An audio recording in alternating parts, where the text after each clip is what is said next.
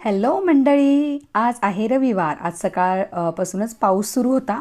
काल कोबी उरली होती, त्याचे पराठे करून घेतले आणि 10 वाजले तरी मुली झोपल्या होत्या कारण सावलीला ताप आला होता. मला बाहेर जायचं असल्यामुळे मी रेडी झाले आणि तुम्ही बघू शकता इतका सुंदर लुक केला आहे मी. माझ्या भावाची ॲक्च्युली आज भडनाचा कार्यक्रम होता, त्यामुळे मी चुलत्यांच्या इकडे कर्वेनगरला गेले होते. हे पहा, आम्ही इथे 5 पावली हा प्रथा जी आहे ती करतो आहोत. तर पाऊस पण पडत होता थोडा थोडा, तर सगळ्यांसोबत आम्ही ही प्रथा करत होतो 5 पावलीची.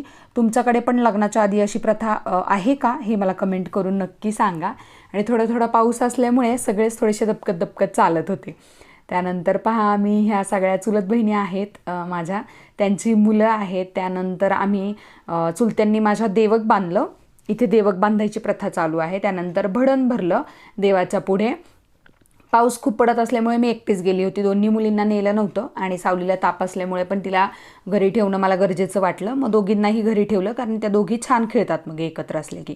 इकडे पाहता आरती सुरू आहे. आरती झाली की मग थोडंसं एन्जॉय केला सगळ्यांनीच घरातल्यांनी. आणि नाचता लहान मुलं पण सगळे मस्त मजा करत होते.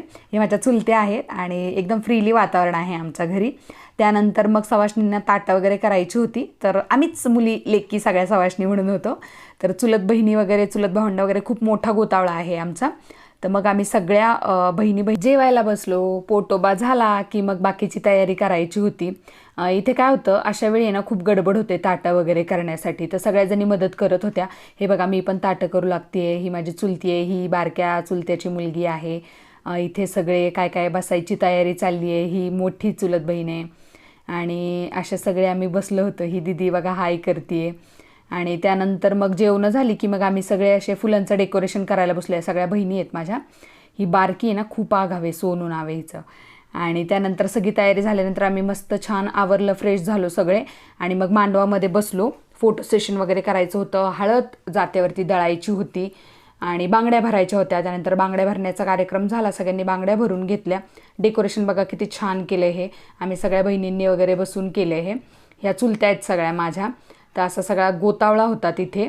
आणि असं काही कार्यक्रम असलं ना की मगच सगळ्या जमा होतो. एरवी तर प्रत्येकजण आपापल्या संसारातच गुंग असतात.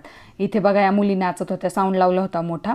आणि त्यानंतर मग हळद दळायचा कार्यक्रम चालू झाला. जात्यावरती हळद दळली जाते आणि तीच हळदीच्या दिवशी नवरा नवरी हीच हळद लावली जाते.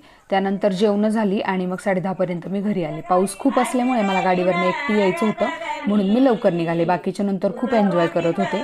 तर असा होता आजचा दिवस. व्हिडिओ आवडत असतील तर कमेंटमध्ये नक्की सांगायला विसरू नका. तोपर्यंत बाय.